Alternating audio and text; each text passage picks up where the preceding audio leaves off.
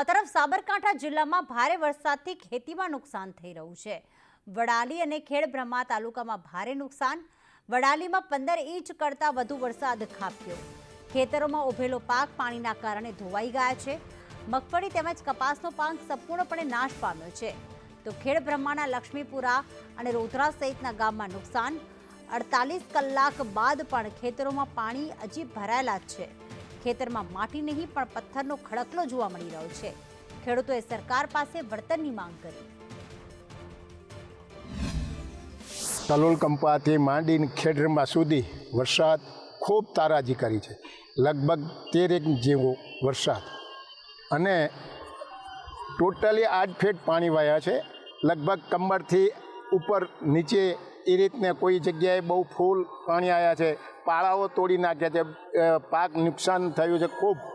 બાજરીના ઉનાળુ બાજરી હતી તે પણ ફેલ ગઈ।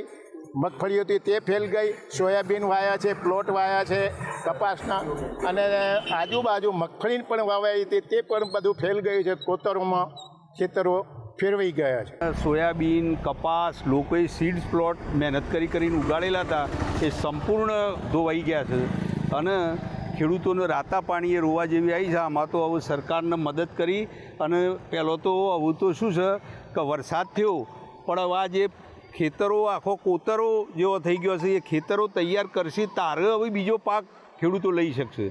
એટલે હાલ તો પરિસ્થિતિ ખેડૂતોને એટલી બધી વિકટ અને ગંભીર થઈ છે ને કે કુદરત વરસાદ તો આપ્યો પણ સાથે સાથે ભયંકર નુકસાન કર્યું। ગત રાત્રે ખૂબ જ વરસાદ પડ્યો છે। લગભગ 14 ઇંચ જેવો વરસાદ પડ્યો છે અમારા અહીંયા વડાલી કંપાની અંદર।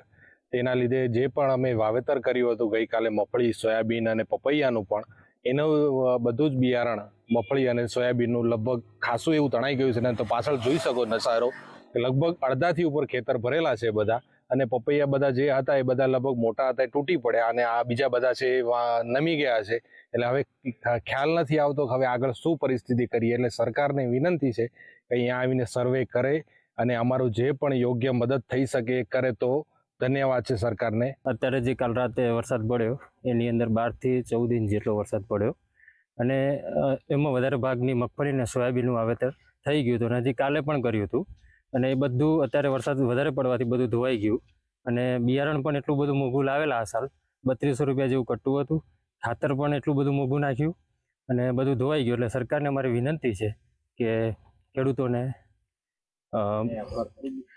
ઉપયોગી વળતર આપે।